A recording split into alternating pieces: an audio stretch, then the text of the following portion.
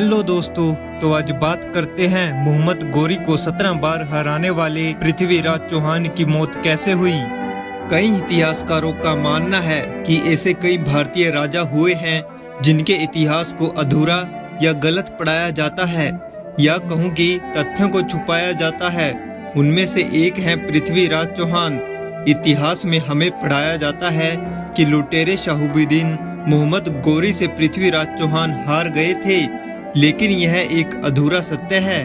हमारे इतिहास में यह पढ़ाया जाता है कि मोहम्मद गोरी ने चौहान वंश के सम्राट पृथ्वीराज चौहान को तराइन के दूसरे युद्ध में हरा दिया था, लेकिन यह नहीं पढ़ाया जाता कि पहली लड़ाई में क्या हुआ था। तो बात करते हैं तराइन के प्रथम युद्ध की, जो कि वर्ष 1191 में हुआ था, जिसमें पृथ्वीराज चौहान ने न केवल मोहम्मद गोरी को हराया था, बल्कि उसकी पूरी सेना को बंधक बना लिया था और कई दिनों तक उस लुटेरे को सम्राट ने अपनी जेल में रखा था।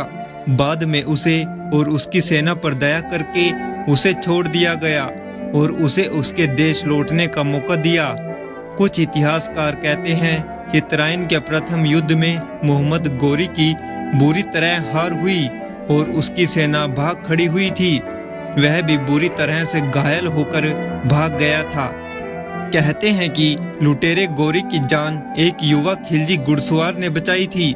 यह भी कहा जाता है कि यह लड़ाई बठिंडा सहित पंजाब पर गोरियों के अधिकार को लेकर हुई थी।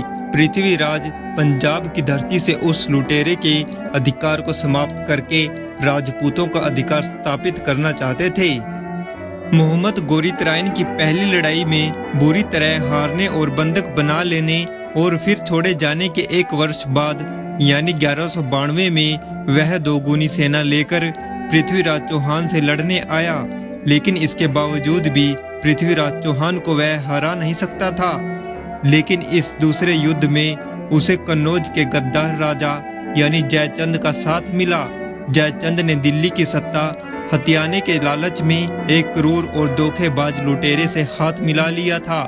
उसने मोहम्मद गोरी को न केवल अपनी सेना दी, बल्कि पृथ्वीराज चौहान के पड़ाव और सेना की सूची भी दी थी। मोहम्मद गोरी ने जयचंद के कहने पर धोखे से पृथ्वीराज की सेना पर रात में सोते हुए सैनिकों पर हमला कर दिया था।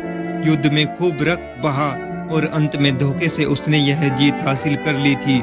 लेकिन पृथ्वीराज चौहान पर जीत हासिल करने के बाद मोहम्मद गोरी ने जयचंद को भी मार दिया था। बाद में गोरी ने अजमेर पर चढ़ाई कर दी और वहां के कई मंदिरों को तोड़ दिया और खूब लूटपाट मचाई। कहा जाता है कि मोहम्मद गोरी पृथ्वीराज चौहान को उन्हें बंदी बनाकर गजनी ले गया था और वहां उन पर बहुत अत्याचार किया। उनकी आंखें भी फोड़ दी गई थी। उसके बाद उनकी मृत्यु हो गई थी। तो दोस्तों, अगर वीडियो अच्छी लगी हो तो चैनल को सब्सक्राइब और वीडियो को शेयर एंड लाइक कर दीजिए।